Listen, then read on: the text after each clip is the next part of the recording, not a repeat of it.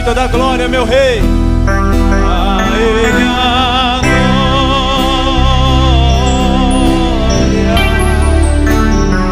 a Ele a glória, a Ele a glória, sempre. Amém. Você pode dizer: porque dele, por ele. Cante a Ele.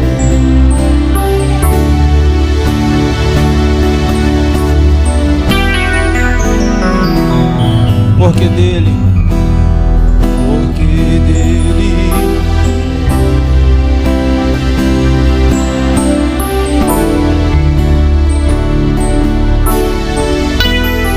A Ele a glória, bem forte, bem forte. Oh, a Ele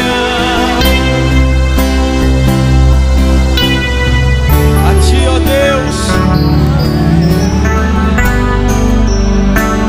Glória, a Ele a glória, pra sempre. Amém. Senhor, a Ti toda honra e toda glória, todo louvor seja dado a Ti, ó Pai. Senhor, este culto é para Ti. Este culto ao Senhor Deus não é um culto aonde estamos aqui querendo ouvir, ó Pai, aquilo que o nosso coração almeja, mas nós queremos ouvir aquilo que precisamos ouvir, porque o culto não é nosso, o culto é para Ti. Nós viemos aqui celebrar a vida do Teu Filho Jesus em nós, Pai. Então que nossas necessidades egoístas, que os nossos desejos, ó Pai, que são, ó Senhor Deus, oriundo de um ego, ó Pai, de um eu narcisista, ó Senhor Deus, ó Pai, venha a cair por terra, venha a ficar, ó Senhor Deus, morto lá embaixo. Ó Pai, que nós, Senhor Deus, venhamos ter a consciência, não só nessa noite, mas como em todas as noites, que nós não estamos aqui para termos uma vida abençoada, mas estamos aqui para largarmos a nossa vida e vivermos a Tua vida, que já é uma bênção. Pois se largarmos a nossa vida para vivermos a Sua vida, que já é uma vida abençoada, não precisaremos nem pedir a Sua bênção, porque os nossos caminhos serão os Teus caminhos, e os Teus caminhos serão caminhos de bênção, de glória, de luz, de salvação, serão caminhos de bonança em nossa vida.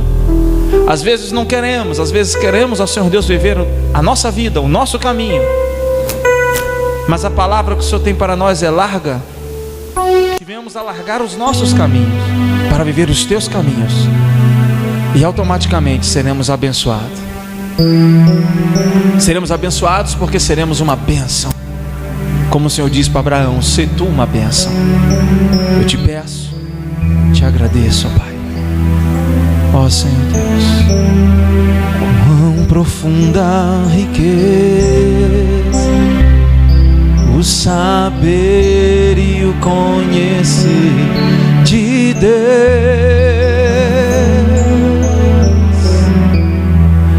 o quão insondáveis seus juízos e seus caminhos. Sim, os caminhos do Senhor. Sabe, você está cantando com profunda riqueza. A riqueza do Senhor é profunda mesmo.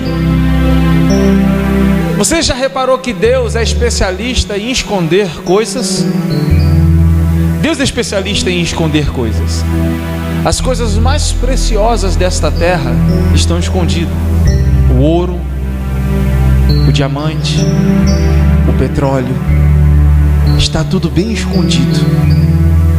Por isso que os maiores tesouros do Espírito em Deus, você só vai encontrar se você buscar, perseverar diligentemente, dia e noite, na sua presença. Ele escondeu tesouros insondáveis dentro de você, que você nem sabe. Se você soubesse o que existe dentro de você, meu Deus, você já acordaria amanhã diferente. Você é o sujeito mais rico dessa terra. Você é o filho mais abençoado dessa terra. Você sabe o que é potencial? Todos nós temos o potencial. Eu já vou fazer com que as crianças, aguentem as crianças um pouquinho, amém? Porque as crianças também têm potencial, amém? Deixe o seu filho, incute a palavra na mente, na cabeça, na vida do seu filho, amém? Todo mundo tem um potencial. Potencial é algo que está escondido dentro de você, mas que você não sabe. Vira para a pessoa que está ao seu lado e diga assim: cuidado, eu tenho potencial. Amanhã eu posso ser o seu patrão.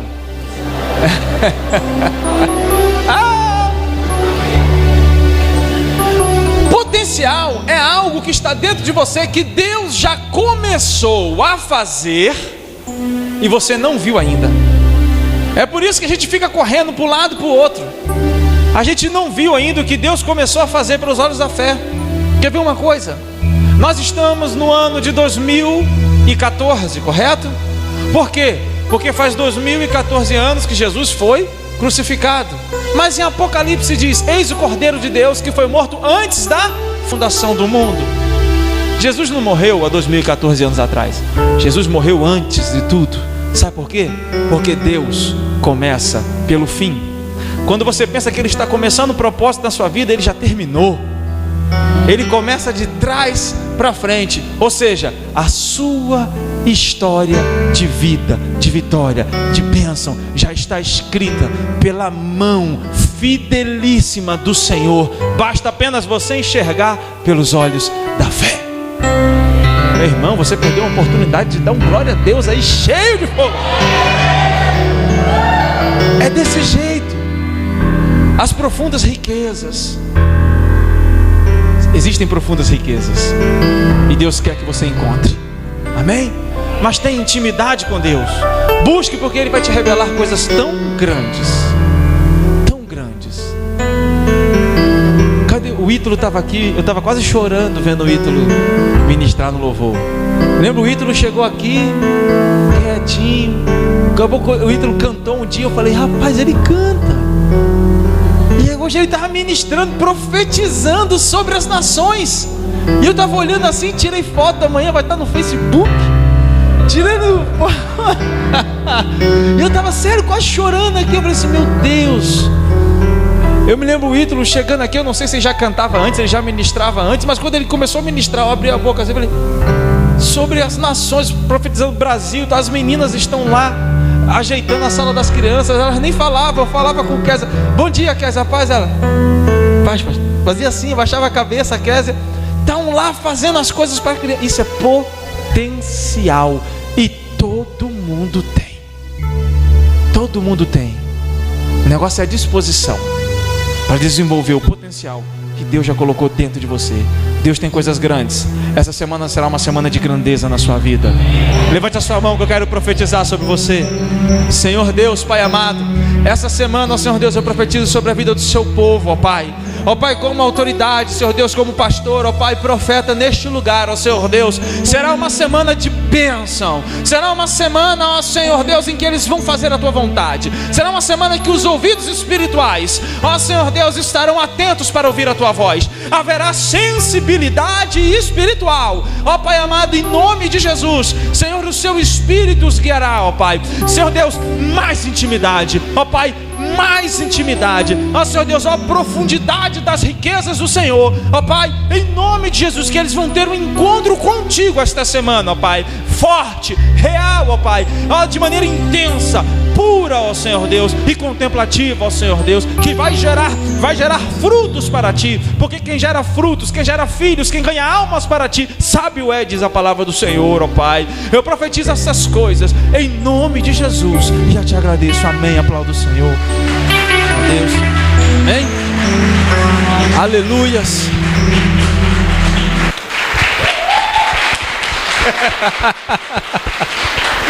Amém. O povo está animado. Está todo mundo vergonhando Satanás. É a bênção de Deus. Amém. É desse jeito, meu amado. Às vezes a gente diz assim: mas custa isso, mas custa muito fazer algo para Deus. Não custa muito fazer algo para Deus. Custa tudo. Não custa muito. Custa tudo. Se Deus te deu um ministério, se Deus te deu algo para você fazer, faça. Uma vez, isso tem martelado forte na minha mente esses dias. Um homem chegou para o outro e disse o seguinte: rapaz, o meu filho dá muito trabalho. O meu filho, você sabe que uma criança, desde o momento em que ela nasce até ela se formar, o valor passa de 800 mil reais fácil a 1 milhão. Desde o dia que a criança nasce até ela se formar, você gasta isso com uma pessoa, todos os dias. E então o ser humano gasta dinheiro, custa. E o pai estava falando para o outro: mas o meu filho custa caro, é faculdade, é não sei o que, é tênis de marca, é carro, é gasolina para ele ir para a faculdade. E o outro falou para ele: não, mas o meu filho não custa nada. Não, seu filho não custa nada. Ele: não, ele já morreu faz muito tempo. O que eu quero dizer é o seguinte: se o ministério que Deus te deu não está custando nada para você, é porque o teu ministério está morto. Tem que tomar cuidado, porque o ministério custa tudo, a sua vida. Deus tem coisas grandes, mas tem gente que fala: vai dar trabalho fazer algo para Deus. Quem não quiser ter trabalho, 7 palmos abaixo da terra, tá tranquilo, fresquinho, não faz, é úmido, tá tranquilo ali, ninguém perturba sua mente, uma solidão, tranquilo, não tem trabalho nenhum. Enquanto você viver aqui na terra, você tem trabalho, você tem incomodação. Amém? Amém? Glória a Deus. Você não pode fugir, porque cada trabalho que Deus te dá é uma oportunidade que Deus está te dando para você ser promovido. Vamos lá. 2 Pedro, 2 Pedro capítulo 1 mesmo. Amém? Versículo 5. Diz assim a palavra do Senhor: por isso mesmo, empenhem-se para acrescentar à sua fé a virtude, o conhecimento, ao conhecimento, o domínio próprio, no caso, ao domínio próprio, a perseverança, e a perseverança, a piedade, a fraternidade, o amor. Porque se essas qualidades existirem e estiverem crescendo em suas vidas, elas impedirão que vocês, no pleno conhecimento do nosso Senhor Jesus Cristo, sejam inoperantes e improdutivos. Amém? E no versículo 10 ainda diz assim, no versículo 10 diz assim: portanto, irmãos, empenhem-se ainda mais para consolidar o chamado e a eleição de vocês, pois se agirem dessa forma, jamais tropeçarão. Sabe uma coisa que me chama a atenção? Como eu falei antes aqui, nós falamos semana passada a respeito da fé. Fé para quê? E eu falei que a nossa fé é proveniente, ela é uma herança de uma fé romana, de uma fé que é nos passada apenas para conquistar. Chegamos na igreja e a primeira coisa que nos ensinam é: você vai ter a vitória. Conquista, você tem que conquistar. As muralhas têm que cair. E nós vamos ficando mimados, nós vamos crescendo, baseados, fundamentados nessa fé para passar por cima de gigantes, para conquistar. Eu não estou falando que a fé não faz você conquistar, não faz você passar por cima de gigantes, mas a fé que é baseada somente nisso é uma fé menina que não cresceu e ainda não entendeu o verdadeiro propósito de Cristo na sua vida. Porque tem vezes que você vai lutar e você não vai vencer. Ah, mas com Deus eu tudo posso, eu sou mais do que vencedor. É por isso que você é mais do que vencedor. Ainda que você perca, com Cristo você sempre ganha, porque você está com Cristo. Não significa que você vai vencer tudo. Tem muitos evangélicos que são homens e mulheres de Deus, mas fazem o vestibular e não passam. E aí? E fazem 2, 3, 4, 5, 6, vai passar lá na 7ª, 8ª vez. Por quê? Porque a fé é muito mais para suportar o momento da provação do que para conquistar algo que você ouviu que Deus ia te dar. Às vezes não era nem o que Deus queria te dar. Ainda tem isso, que nós ficamos pedindo coisas para Deus e são coisas que Deus não quer nos dar. Deus, eu preciso de um carro, e Deus conhece seu coração. Você ganha o carro, não vem mais para a igreja. Deus, eu quero um carro para dar carona para os irmãos, para buscar os irmãos em casa. Aí você ganha o carro e não vou na igreja não, que está chovendo, vai molhar o carro. Cadeia. Deus, eu preciso da namorada, eu preciso do namorado. Ó Senhor Deus, eu queria tanto a companhia, chegar na igreja desfilando com o varão, de mão dada, né?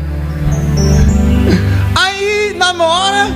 Cadê o crente domingo? Cinema. Amanhã tá lá, selfie. Aí eu infeliz, estava no cinema na hora do culto. Quarta-feira, cadê? Não, quarta-feira é promoção, pastor. Eu não vou vir, negócio do Espírito Santo. Cinema, é 5,50. Selfie.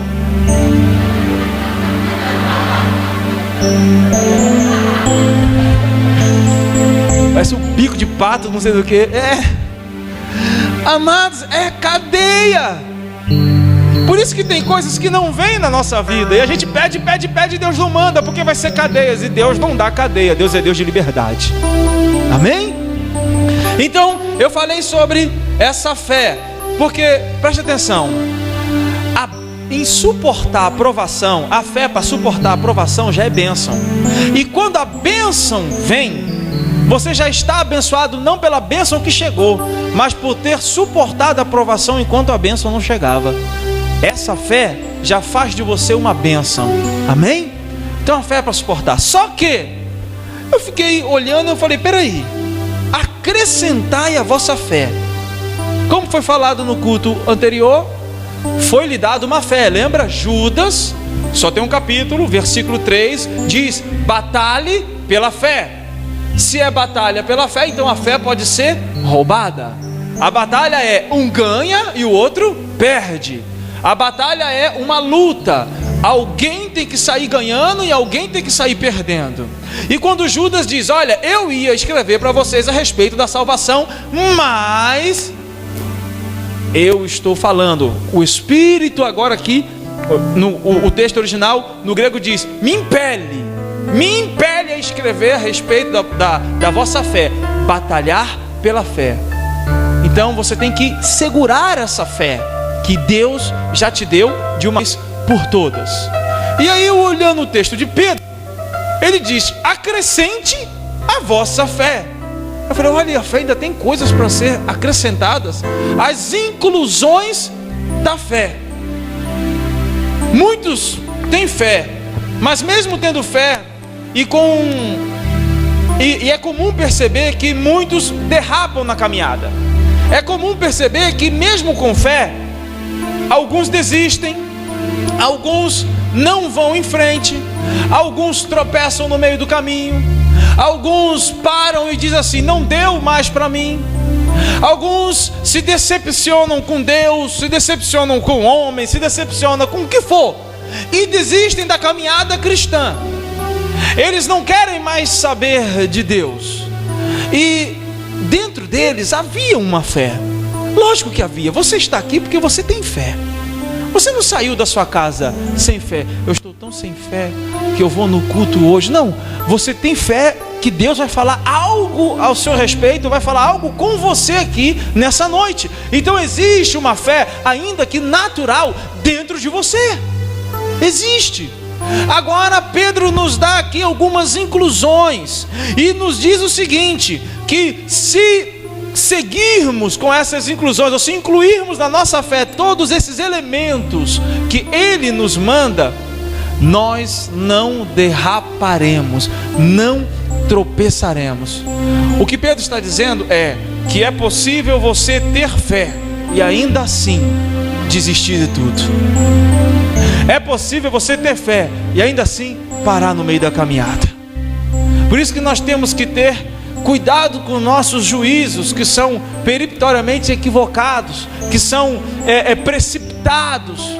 Juízos que a gente diz o seguinte: olha, porque fulano nunca, esse fulano aqui, pastor, não tem jeito, ele perdeu a fé, apostatou. Só quem sabe é Deus. Existem momentos difíceis na nossa vida que só quem está naquela pele é quem sabe. Uma pessoa que perde um parente querido, uma pessoa que sofre uma grande perca, uma pessoa que é traída, uma pessoa que está passando por um momento de ansiedade, de depressão forte, porque a angústia tomou conta da sua alma, e aí não tem como eu chegar lá e emitir um juízo em cima de um conceito, ou de um fundamento, de um estereótipo, ou de um parâmetro formatado de uma vez por todas. Não, cada pessoa é uma pessoa, e Jesus Cristo agia de forma diferente da multiformidade dele com cada pessoa, porque Deus é um Deus multiforme. E Pedro começa a dizer o seguinte aqui: olha, acrescente à vossa fé a virtude. Que você tem que aprender que a fé sozinha não basta. Você pode ter muita fé, mas acrescente nela a virtude. Essa virtude aqui, a palavra que ele usa no grego é arete. Arete ou areté significa a excelência. No Novo Testamento está fortemente ligado a ser dadivoso para com Deus. Quando ele diz acrescente a vossa fé a virtude, ele está dizendo: olha, é impossível você ter fé em Deus e ter virtude e não ter um coração generoso para se doar a Deus. Acrescente a vossa fé a virtude, ele está dizendo: acrescente a vossa fé a generosidade. Ou seja, uma fé sem obras é uma fé morta. Como eu posso dizer que tenho fé se não pratico esta fé? Como eu posso dizer que tenho fé, que Deus cura dores de cabeça, por exemplo, mas eu não oro por uma pessoa que está com dor de cabeça? Se eu tenho fé que o meu carro chega a 100 km, quando eu pego a BR, o que eu faço? Eu piso no acelerador e fico olhando para o ponteiro, para a estrada, para não bater, e 100 km, mas eu pisei no acelerador, porque eu creio no potencial do carro. Quando ele diz acrescente a vossa fé virtude, é porque tem pessoas que têm fé, mas não tem essa excelência, essa dadivosidade, esta generosidade, e logo a sua fé passa a ser uma fé morta. Não é uma fé que vem complementada, completa ou acompanhada dos requisitos que Deus quer que você tenha. Acrescente a vossa fé virtude. Arete. Tem pessoas que têm fé, mas duvidam a todo momento. Como pode, pastor? Uma pessoa ter fé, mas duvida a todo momento. É simples, tem pessoas que têm fé, mas jamais ofertaram. Tem pessoas que têm fé, mas jamais dizimaram. Tem pessoas que têm fé, mas não creem na lei do retorno, na lei do reconhecimento. A partir do momento que eu digo que eu tenho fé, para que Deus venha fazer algo na minha vida, que Ele é o meu supridor, que Ele é o meu Yahvé Jireh, Ele provê todas as coisas e prevê com antecedência. Eu tenho fé para isso, mas eu não pratico a lei da semeadura. Eu estou dizendo, a minha fé é teórica. A minha fé é da boca para fora. A minha fé não é uma fé praticável. E o meu Deus passa a ser o meu dinheiro, porque eu digo que eu creio somente quando eu estou com o dinheiro no bolso. Você sair da sua casa para ir na padaria e comprar leite, sei lá, no mercado comprar feijão, uma cesta básica, ou fazer as compras do mês com dinheiro no bolso, você não precisa de fé. Você está com dinheiro no bolso. Agora saia de casa sem nada e diz: o Senhor vai prover na minha vida. Eu sei que à noite eu voltarei para casa e eu terei alimento, porque o justo não mendiga o pão. Isso é fé sendo praticada com generosidade, com excelência, com dadivosidade, é a prática da fé, aonde você, mesmo sabendo que amanhã pode não ter, mas você se dedica a Deus e você diz: não, o que é de Deus é dele, e eu não roubarei a Deus, então eu darei a Deus o que é dele. É prática de fé. Ele diz: acrescente a vossa fé a virtude, e a virtude a ciência. Ciência aqui ele usa a palavra gnosis, que é conhecimento, é o ato de conhecer, buscar ou conhecer aquilo que já é conhecido. No texto aqui ele está dizendo: acrescente a vossa fé a busca daquilo que é perfeito. O que ele está ouvindo é: você tem fé? Tem. Ouça a palavra, leia a Bíblia e compare, porque a sua fé sem a ciência do conhecimento daquilo que já é revelado, porque o conhecimento aqui não é o autoconhecimento do gnosticismo, que é o conhecimento, é o autoconhecimento, não. Ele falou aqui gnosis é o conhecimento daquilo nesse texto que já está escrito. Tem pessoas que estão na igreja há 10 anos e nunca leram a Bíblia toda. Ele depende da palavra do pastor para se edificar. Ele passa uma semana e não lê um versículo. Aí ele diz: como é que o pastor diz mesmo? Como é que o pastor... eu vou ligar para o pastor. Pastor, tem aquela palavra que o senhor falou. Está onde? Irmão, é Marcos 16. Marcos fica no Velho Testamento ou no Novo Testamento, pastor? Irmão, você tem que ter o conhecimento do que está escrito. Ele diz: acrescente a vossa fé a ciência. Não é uma fé no nada, fé na fé. Eu tenho muita fé. O que? Tenho fé na fé. Não é fé na fé, isso é xamanismo. Pode ligar o ar aí atrás? Também pode ligar. Esse é xamanismo. Acrescente a vossa fé ciência. Leia a palavra de Deus.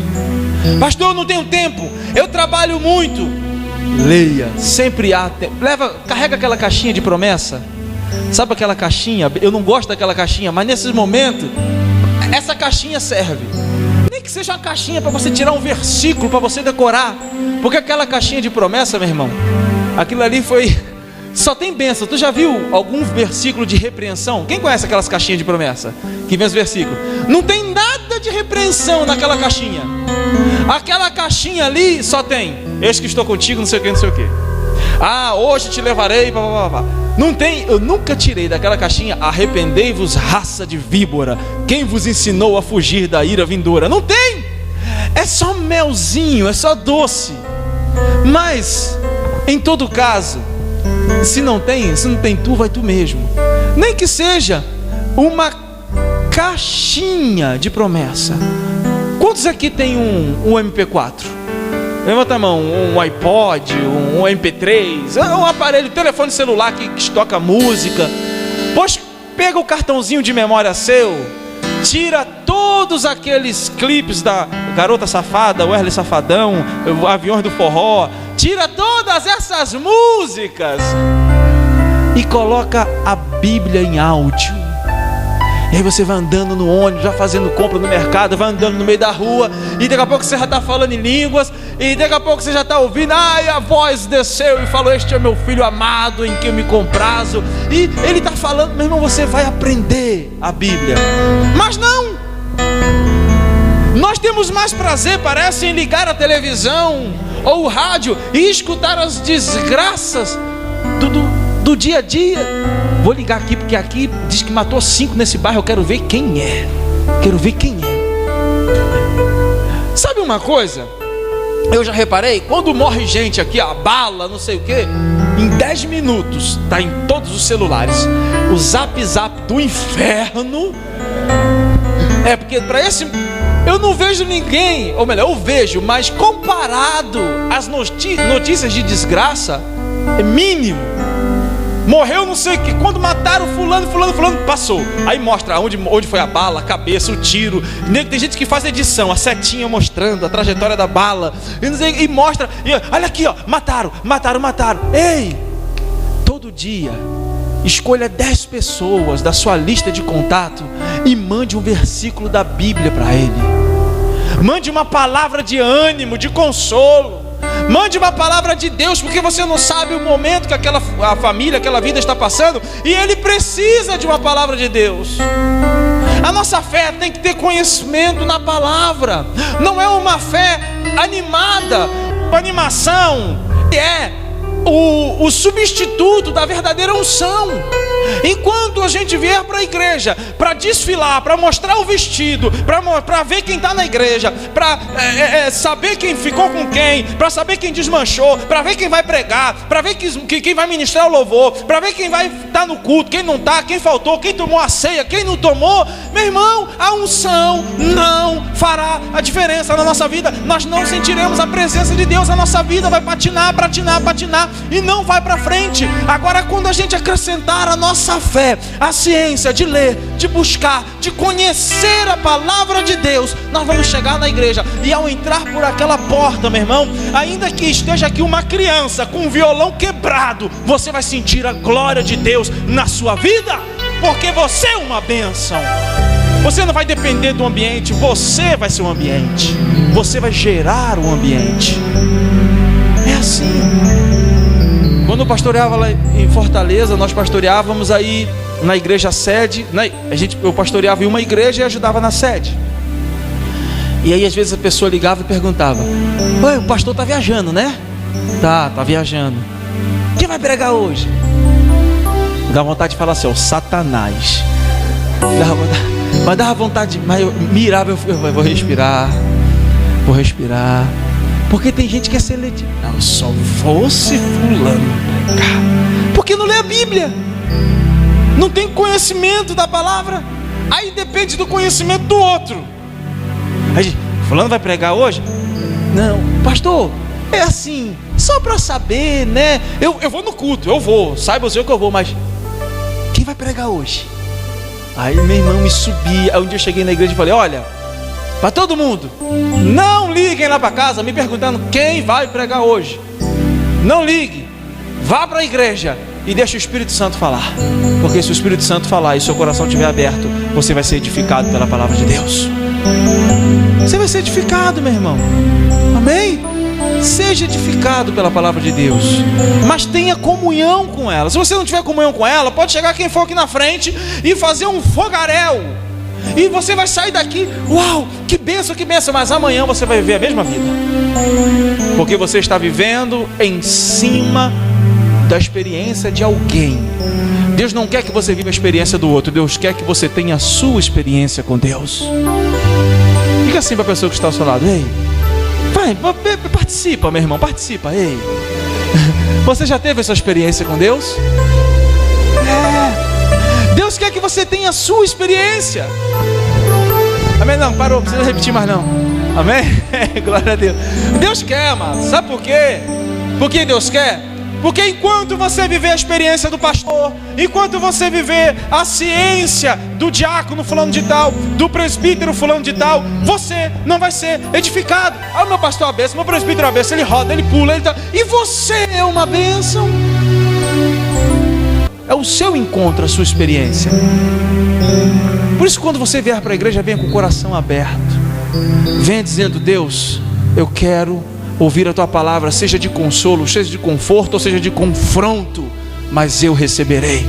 E o teu evangelho não vai passar a ser o evangelho da pá. Conhece o evangelho da pá? O evangelho da pá, eu estou pregando aqui, aí o crente fica assim: ah, se fulano estivesse aqui. Ele pega a palavra e joga para os outros. Meu irmão, ai, meu marido precisava estar aqui para ouvir isso. Meu pai precisava estar aqui. Meu irmão precisava estar aqui. Ah, aquele irmãozinho, ele fica jogando o evangelho da pá. Meu irmão, o evangelho não é o evangelho da pá. O evangelho é o evangelho da enxada. Isso aqui é para mim, e eu puxo para mim. Ah, essa palavra eu preciso ouvir. Meu irmão, Deus fala com quem está presente. Se é você que está aqui, Deus quer falar com você. Se fosse com seu pai, com seu tio, com seu vizinho, com seu irmão, Deus trazia ele aqui. Mas já que você está aqui, é com você que Deus quer falar, amém? Pedro nos ensina a confrontarmos a nossa fé com a palavra de Deus. O que está escrito é aquilo que não muda, é invariável. As pessoas não acreditam mais nos sinais. Tem gente que diz assim, ó: pastor, esse negócio de sinais, de cura, isso já passou. porque não conhece a palavra. É porque a fé dela é uma fé desprovida do conhecimento daquilo que foi escrito. Já passou? Não. No livro de Marcos diz que os sinais seguirão aos que... Então peraí, vem cá, rapidinho, levanta aqui rapidinho, amém? Os sinais seguirão aos que creem. Está aqui, ele é o sinal, eu creio. O Júnior é o doente, mas você está bem sadio, em nome de Jesus. E eu saio do Brasil, o Júnior está em outro país, ou que seja outro bairro. Você está no Novo Juazeiro e tem alguém doente no Tiradentes é perto, mas na Lagoa Seca. Se você tem que crer, eu vou. E o sinal, me segue, sinal, você é o sinal, você tem que me seguir. Os sinais seguirão os que creem. Então eu vou, o sinal me segue. Aonde eu vou, o sinal me segue. Então se eu corro, o sinal corre atrás de mim.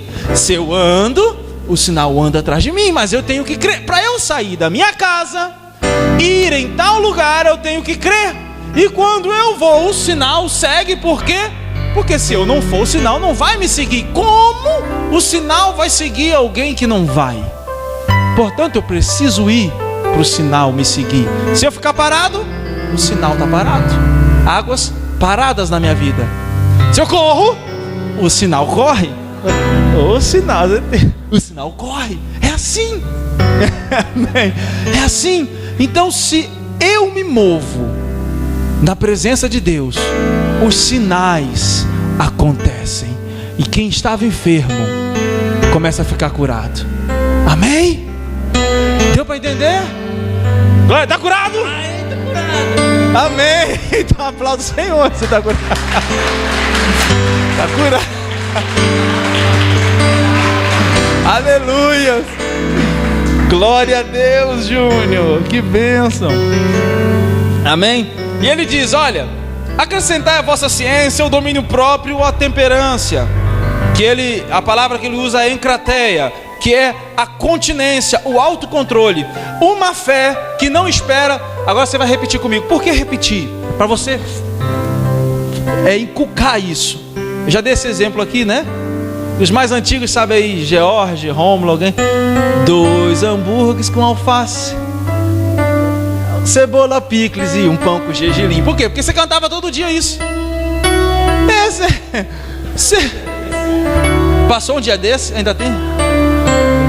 Quantos anos tu tem, mulher? Desse tamanho, novinha assim. Das antigas tem. O tempo passa, o tempo voa, a poupança lindos continua numa boa. É a poupança Bamerindos. Não conhece? Passava todo dia na televisão. Então quando você escuta e repete, você retém mais do que você só escutar. Diga assim comigo: a fé que não espera se desespera. Você tem que ter domínio próprio. Tem gente que não tem domínio próprio. Eu acredito, pastor, mas está nervoso, está tenso, está ansioso. E parece que a fé é só teórica. Ele está dizendo, eu acredito, mas não acredita. Ele diz que acredita com seus lábios, mas os seus atos falam ao contrário. A fé tem que ter o domínio próprio, eu acredito. Então você fica ali firme. Eu sei que vai acontecer. Como a Amanda falou, eu esperei. Eu não fiquei ansiosa. Eu esperei no tempo do Senhor. Ela ainda falou assim, no tempo do Senhor. E no tempo do Senhor, o Senhor fez um milagre na vida dela. Mas você tem que esperar. Uma fé que não espera, o contrário da esperança é a desesperança, ou seja, o desespero. Quem não espera se desespera. Você vê a pessoa desesperada porque não aguentou mais esperar. A ansiedade, a angústia tomou conta do seu coração e ela alimentou a angústia, alimentou a ansiedade, foi alimentando todos esses cães que estão dentro do ser humano, que se você alimentar, todo mundo tem uma pontinha de angústia, todo mundo tem uma pontinha de ansiedade. Agora alimenta isso para você ver se esse chihuahua não vai virar um pitbull. Todo mundo tem um pouquinho de angústia, porque se você não tiver, você não tem perspectiva. O que vai ser de mim daqui a 10 anos? Os meus projetos, os meus planos, o meu futuro. Todo mundo tem, todo mundo pensa. Agora, quando você começa a pensar e dizer, será que eu vou conseguir vencer? Ai meu Deus, e se eu tiver artrose? A minha mãe morreu de diabetes, minha avó estava com diabetes, eu vou ter diabetes também. Jesus, eu não vou poder fazer isso. Eu não vou poder correr, não vou poder. Será que eu vou ficar de cadeira de roda? Jesus toma conta da minha vida. O meu filho, acabou, começa. Eu estou falando aqui, mas a gente vê isso todas as semanas e às vezes todos os dias.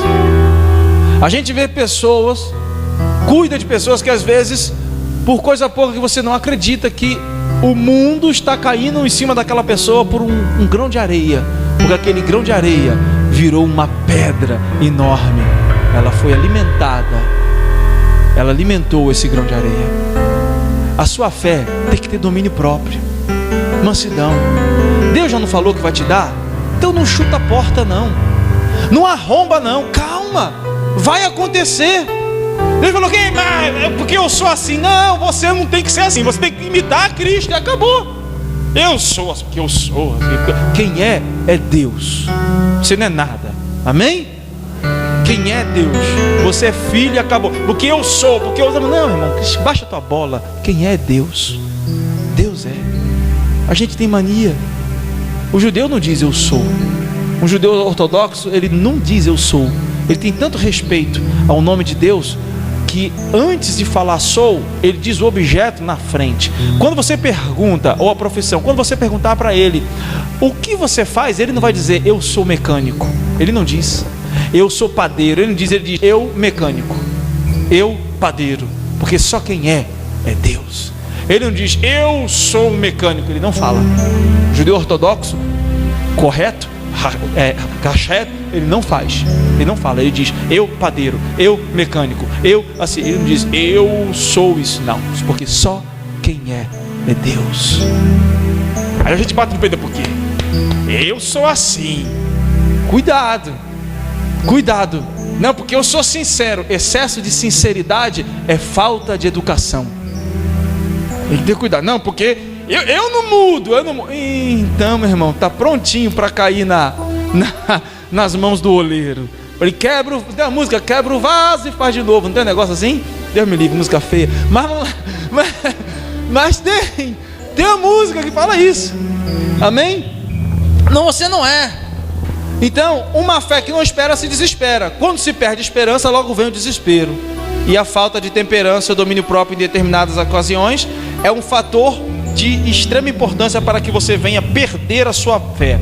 E agora eu quero que você preste bastante atenção nesse tópico aqui, porque pega muitos crentes. Perseverança. Acrescentai ao domínio próprio a temperança, sabe o que? A paciência, a perseverança.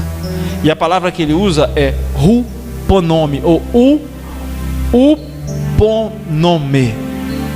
Sabe o que significa isso? Essa palavra é tão forte que é muito mais do que esperar o tempo correto. Perseverança no texto, esta palavra que ele usa é decidir perder,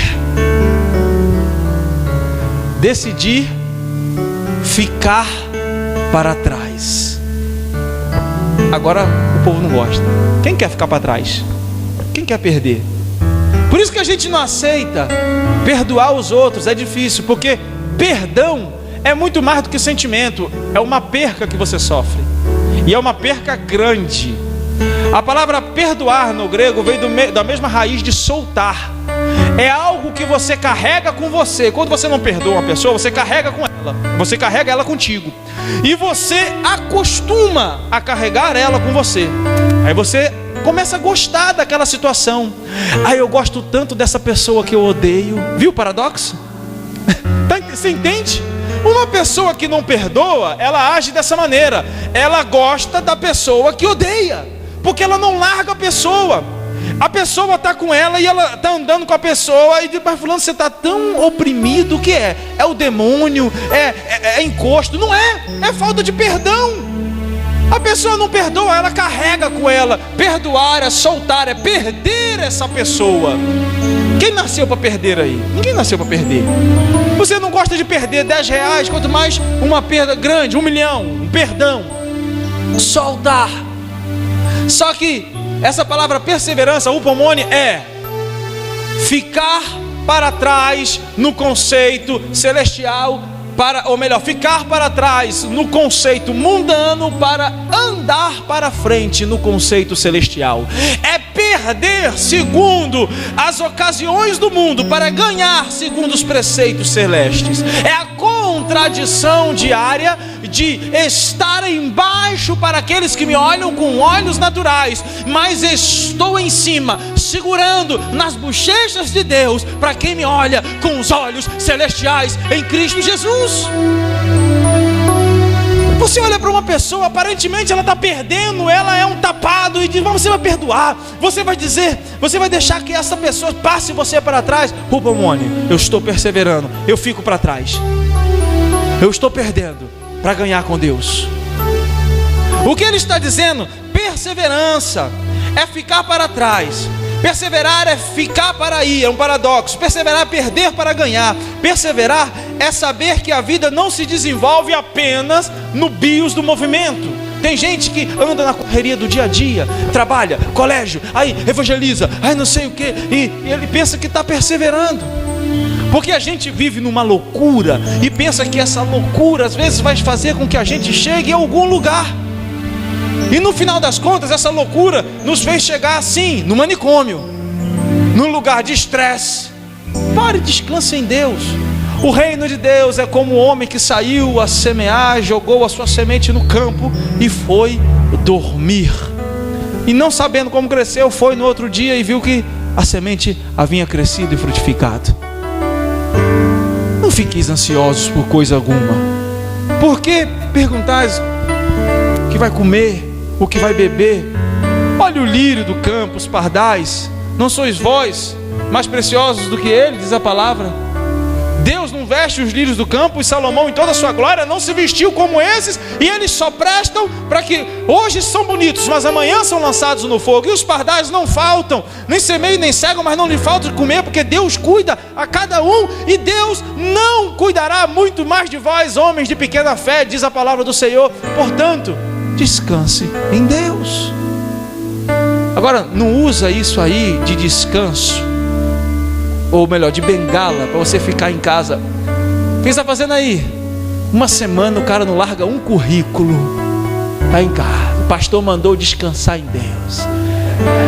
Ele mandou você descansar, não mandou você morrer não. 2 semanas, a mãe liga: pastor, tem um negócio errado, meu filho só dorme, acorda, dorme, come, acorda, dorme, come, televisão, acorda. Que foi? Por que ele está fazendo isso? Ele disse que o Senhor mandou ele descansar em Deus. Não, levanta ele aí, mas levanta, dá-lhe chicotada nele, manda ele para a rua botar currículo. Descansar em Deus não é isso aí não. Descansar em Deus é um estado do espírito. Você pode estar andando na rua para cima e para baixo, mas a sua alma está tranquila. Porque tem pessoas que estão em casa, na frente do sofá, mas a alma está angustiada. Eles estão angustiados. Você conversa com ele, ele está nervoso, parece que alguém quer matar ele. Ele vê sombra, vê coisa, porque a alma está cheia de pressão. Descanso é o estado interno. A paz não está relacionada a fora. Portanto, você pode estar no meio da faixa de Gaza, bala comendo para todo lado, e você está: a Ele a glória, a Ele a glória. Pá, pá, bang, bang, e você: a Ele a glória para sempre, amém. Deus te anestesia. Uma senhora estava morrendo, e o neto dela ligou para o pastor e disse: venha correndo, porque minha avó está morrendo e ela precisa de uma oração. E ele foi correndo. Quando ele chegou lá em Belo Horizonte, ele foi visitar a senhora. Quando que abriu, a senhora estava já em câncer, estado terminal, estava partindo. E ele: eu vou fazer uma oração pela senhora, a senhora vai se encontrar com Deus. Ela fez assim, ó, bem fraquinha. E ela fez assim para ele. Aí ele abaixou. Aí ela cantou assim, ó: eu vou seguir com fé, com meu Deus eu vou para a rocha mais alta que eu sei para onde vou. como águia vou, nas alturas sou filho. E morreu. Ele saiu correndo desesperado. A velhinha estava com mais fé do que ele. Evangelizou ele. Isso é bom. Deus é muito bom. Esse Deus não é gente. Esse Deus é muito bom. Amém. Meu Deus, a velhinha evangelizou ele. Aí a gente corre. Lázaro, teu amigo, morreu. Tá doente. É? Eu vou lá visitar ele. 4 dias depois, chegou Jesus. Morreu. Se estivesse aqui, não tinha morrido. Tá bom. Eu creio que ele vai ressuscitar.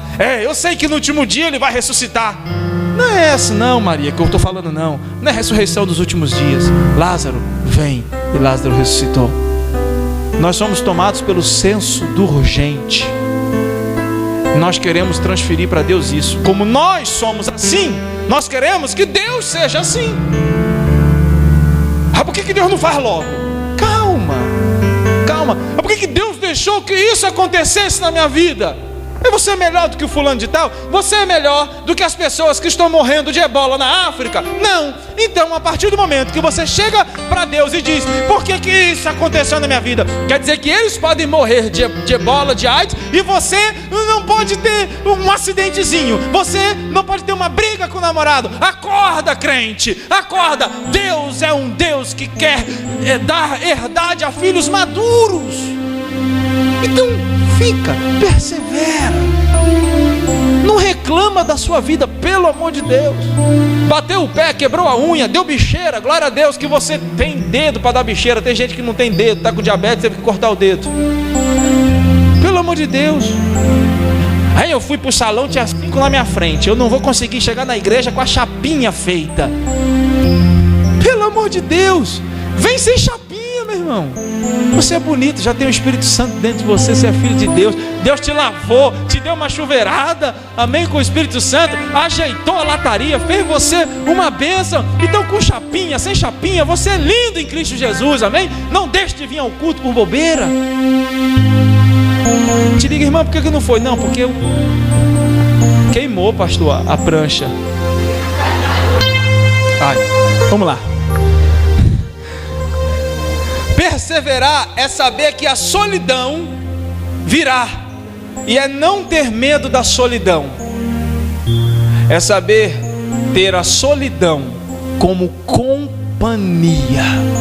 Tem gente que não sabe ter a solidão como companhia. Tem gente que tem que ficar sempre com um grupo. Se não tiver em grupo, já era. Deus me abandonou. Não, quem te abandonou foram as pessoas, não foi Deus. As pessoas te abandonam, não significa que Deus te abandona. Elias estava sozinho na caverna e Deus disse: o que fazes aqui, Elias? Deus estava com ele ali. Perseverar, Rubamone, ficar para trás é ficar sozinho. E no conceito do mundo, todo mundo diz: ei, cara, você vai fazer isso? Passa uma propina. Ei, assim a tua empresa, se você for pagar todos os impostos, a sua empresa não vai para frente. Aí você diz: todo mundo faz, está todo mundo prosperando, eu vou prosperar também. Mas você não é todo mundo, você é filho de Deus. Então você decide ficar para trás. Eles avançam, você ficou, mas você prosperou em Deus e Deus vai te honrar. Você está entendendo o que é esse ficar para trás? Esse ficar para trás não é perder, não, é ganhar. É ganhar. É não cair nas tentações. Pastor, só R$50. Como é que... pastor, mas... poxa, ninguém passa naquela aula de motorista do Detran, pastor. Ninguém. Ali Deus já abriu uma exceção. Ali todo crente que chega ali dá R$100, R$150. Não é pecado, mentira do inferno na sua vida. Eu vou lá e pago R$150, faço a carteira. Aí o cara me passa. Aí amanhã o filho dele fica doente. Ele entra aqui desesperado. Quem está pregando? Eu. Ele vai pedir oração, ele entrar e voltar. Por quê? O pastor que me subornou. Olha, ele me subornou, ele está pregando. Não, vou em outra igreja para ele orar para o meu filho. você perde a moral, você perde legalidade. Você perde. Portanto, irmão, fica para trás. Não vou. Eu vou fazer essa prova 2 vezes. Eu não vou pagar. Eu vou declarar o imposto como tem que ser declarado. Quando eu for vender meu carro, o mecânico vai dizer: olha, eu posso baixar 10.000 quilômetros aí, vai ficar mais valorizado. Não, deixa com o quilômetro que dá.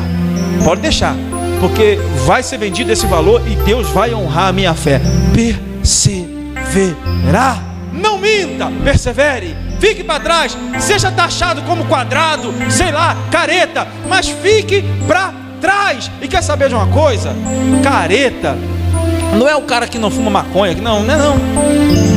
Eu cheguei num lugar, eu não vou dizer o lugar porque tem pessoas aqui que estavam lá, mas eu falei assim: olha, vocês pensam que vocês são para frente porque vocês fumam maconha, não sei o que? Não, rapaz, vocês são careta. Porque quem fuma maconha, cheira é tudo careta. Isso é tudo leve demais. O meu negócio é mais pesado. Eu gosto de coisa pesada. Aí eles abriram o olho assim pra mim: pastor? Eu falei: meu negócio é pesado.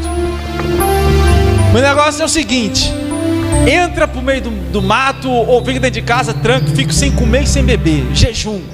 Primeiro dia eu fico de um lado pro outro, igual um touro, mal-humorado. Segundo dia, eu tô fraco, aí eu começo a viajar. Terceiro dia, o céu se abre, eu começo a enxergar anjo, potestade, principado, arcanjo. Uau!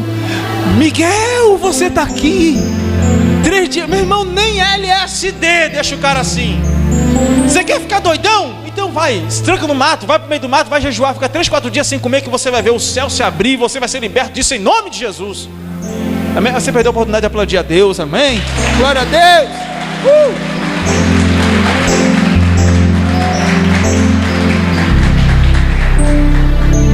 Finalizando, é melhor aprender a viver com a solidão do que ele estar só em meio à multidão. Diga assim: é melhor aprender a viver sozinho do que estar só, acompanhado de muitas pessoas. Não significa que você estando com muitas pessoas, você está acompanhado. Às vezes você está com muitas pessoas, mas está sozinho. Quantas vezes, quando era do mundão, no meio da confusão, quando eu olhava: cadê fulano, cadê ciclano? Só sobrava eu.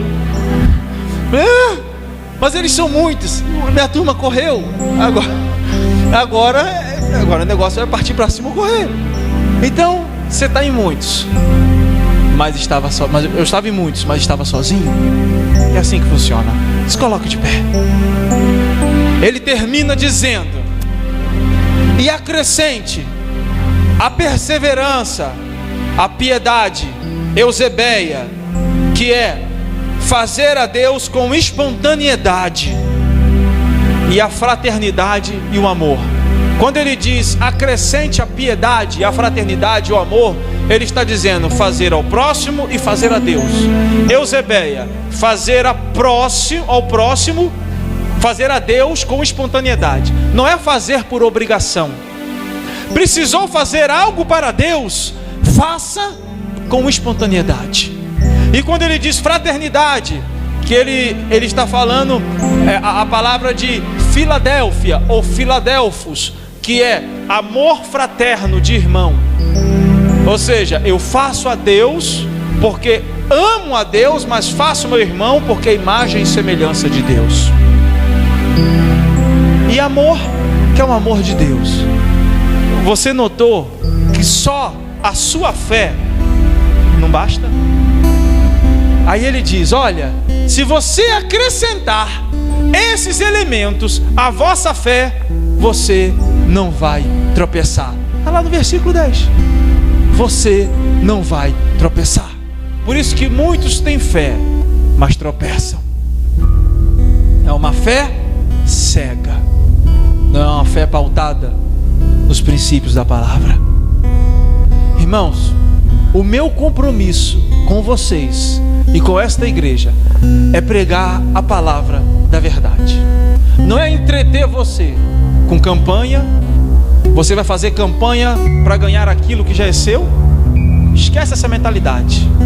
Não é entreter você com campanhas. não é entreter você com 7 domingos da vitória, não é entreter você com receba.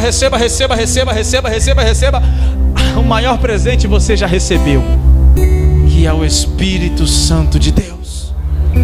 O maior presente você já ganhou. Eis o Cordeiro de Deus. O maior presente você já ganhou. Jesus Cristo na cruz, e Deus nele reconciliando o mundo com Ele mesmo. Ele contra Ele, a favor dele e em favor de ti, para reconciliar Ele com você em favor dele mesmo, porque Ele não imputou aos homens os seus pecados. Era uma briga de Deus contra Deus, pois Deus estava em Cristo na cruz do Calvário, reconciliando o mundo com Ele mesmo, não imputando aos homens os seus pecados. Isso você só pode entender na glória. Você só vai conseguir entender isso na glória. Irmão, vamos crescer, porque Deus tem coisas grandes, sim, mas coisas grandes só está apto para receber quem cresce espiritualmente. O meu filho está aqui, não parece, mas tem só 12 anos. Mês que vem é minha esposa, já sabe, presente, né? Mas eu não dou o carro para o meu filho. Por quê? Porque ele tem só 12 anos. Ele não está preparado para dirigir. Assim é Deus. Tem coisas que Ele só vai deixar, dispensar, liberar sobre a sua vida quando você estiver a maturidade espiritual para receber aquilo que Ele quer que você conduza. Amém? Deus não é irresponsável. Deus não é irresponsável. Eu gostaria de convidar você aqui, que talvez ouviu essa palavra e não conhecia esse Deus. Você, a primeira vez que você entra na igreja, eu não sei, ou que você já nos visita ou visita outras e hoje está aqui, mas quer aceitar esse Jesus, quer que Ele venha fazer parte da sua vida. Não é aceitar a religião, não é aceitar a igreja, não é me aceitar na sua vida, não. É aceitar a Cristo, o unigênito do Deus vivo. Se há alguém, eu gostaria de orar por você e te dar um abraço cheio do amor de Deus. Só gostaria que você levantasse a sua mão, se há alguém aqui que quer aceitar esse Jesus. Amém. Amém. Tem mais alguém? Tem mais alguém? Hélio Plim Plim. Há mais alguém? Você que quer se reconciliar